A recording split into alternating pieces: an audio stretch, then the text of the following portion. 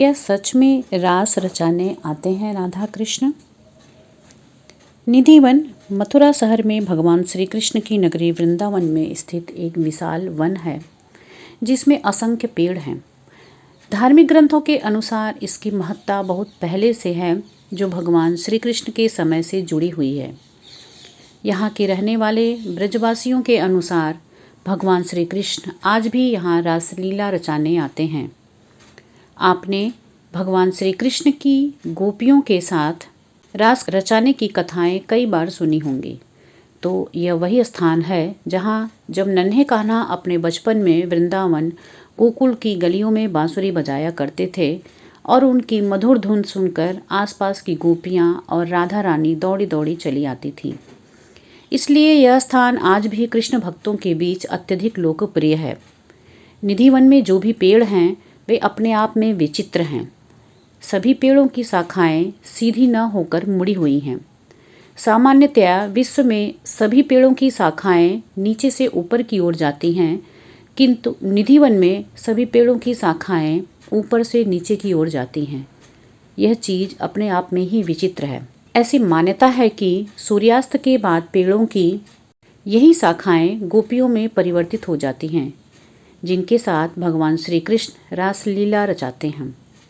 सूर्योदय होने से पहले वह पुनः अपने रूप में आ जाती हैं। निधिवन में आपको असंख्य तुलसी के पौधे मिल जाएंगे, लेकिन जो बात आश्चर्यजनक है वह यह है कि कोई भी तुलसी का पौधा अकेला नहीं है। अर्थात हर तुलसी के साथ एक और तुलसी का पौधा है।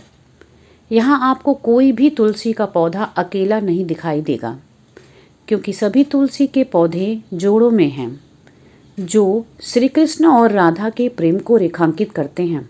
इन सब के अलावा यहाँ एक रंग महल भी है, जहाँ माता राधा रानी के साथ सज्जा का सामान चढ़ाया जाता है। इसे विशेषकर महिलाएं चढ़ाती हैं। कहते हैं कि रासलीला के समय भगवान श्री कृष्ण इसी रंग महल में विश्राम करते हैं। इसलिए सूर्यास्त से पहले श्री कृष्ण जी के लिए बिस्तर सजाया जाता है और एक बर्तन, पानी, दातून, पान व अन्य सामान रखा जाता है। सुबह के समय जब रंग महल के द्वार खोले जाते हैं तो सब सामान इस्तेमाल किया हुआ मिलता है और बिस्तर पर भी सलवटें आई हुई होती हैं, जैसे कि इस पर कोई बैठा था। यहाँ आपको एक कुंड भी देखने को मिलेगा, जिसे ललिता कुंड के नाम से जाना जाता है। ऐसा माना जाता है कि द्वापर युग में जब भगवान श्री कृष्ण रासलीला रचा रहे थे, तब अचानक उसमें से एक गोपी ललिता को प्यास लगी। ललिता राधा की प्रिय सहेली थी, जो कान्हा और राधा को ब्रजवासियों की नज़रों से बचाकर मिलने में सहायता करती थी। तब भगवान श्री कृष्ण ने वहीं एक कुंड का निर्माण कर दिया, जिसे आज ललिता कुंड के नाम से जाना जाता है। निधिवन भक्तों के लिए केवल दिन में ही खुला रहता है। सूर्योदय से पहले और सूर्यास्त के बाद यहाँ किसी को भी जाने की मनाही है। आपको दिन में कई पक्षी इस वन में दिख जाएंगे, किंतु शाम होने के साथ साथ वे भी इस वन को छोड़कर चले जाते हैं। कहते हैं कि जो कोई भी चोरी चुपके यहाँ रात को रुका था, अगले दिन या तो उसकी मृत्यु हो गई या उसका मानसिक संतुलन बिगड़ा हुआ मिला। कुछ लोग तो अंधे, बहरे और गूंगे भी हो गए। इसलिए यहाँ रात को किसी को भी रुकने की इजाज़त नहीं दी जाती है। आश्चर्य की बात यह है कि सूर्यास्त के बाद निधिवन में इतना गहरा अंधेरा हो जाता है और साथ ही वहाँ के पेड़ों पर सफ़ेद परत छा जाती है, जिससे निधिवन के अंदर की कोई भी गतिविधि वहाँ के आसपास के घरों से देखी जा सकती है।